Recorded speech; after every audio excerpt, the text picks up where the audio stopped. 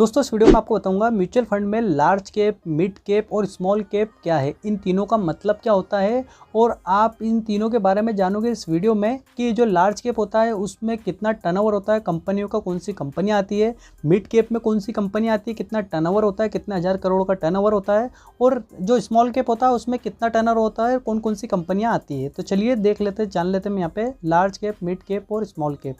सबसे पहले बात करते हैं लार्ज कैप की।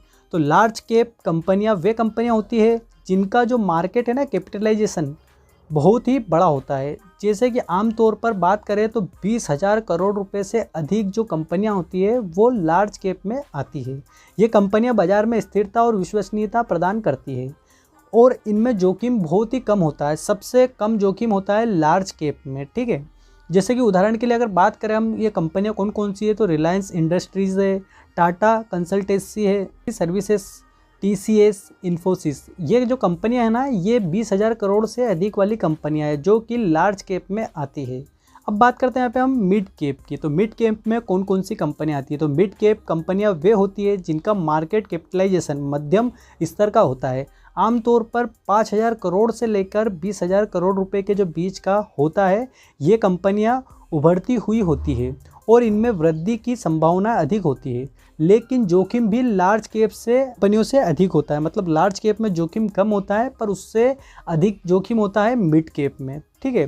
तो आपको इस बात का ध्यान रखना है। और उदाहरण के लिए बात करें तो अंबर इंटरप्राइजेज, वोल्टास, ये जो कंपनियां हैं ये 5,000 से 20,000 करोड़ रुपए की बीच की कंपनियां हैं। अब बात करते हैं यहाँ पे स्मॉल कैप। तो स्मॉल कैप की बात करें तो स्मॉल कैप कंपनियों में वे कंपनियां होती है जिनका मार्केट कैपिटलाइजेशन कम होता है। आमतौर पर 5,000 करोड़ रुपए से कम, यानी 5,000 करोड़ रुपए से कम की जो कंपनियां होती है वो स्मॉल कैप में आती है। इनमें निवेश करने पर उच्च रिटर्न, मतलब सबसे अच्छा रिटर्न मिलने की संभावना ज़्यादा रहती है, लेकिन इनका जो जोखिम है ना वो सबसे अधिक होता है। मतलब जो लार्ज कैप था, मिड कैप था, इनसे सबसे ज़्यादा अधिक जोखिम होता है स्मॉल कैप कंपनियों में, है ना। तो ये आपको ध्यान रखना है। और उदाहरण के लिए अगर बात करें यहाँ पे कंपनियों की, तो स्पाइसजेट और वीनस रेमेडीज, तो ये जो कंपनियां हैं ये स्मॉल कैप कंपनियां हैं। तो अगर आपको इन्फॉर्मेशन कैसी लगी मुझे कमेंट्स में जरूर बताना। वीडियो पसंद आया तो लाइक शेयर सब्सक्राइब करना ना भूलना।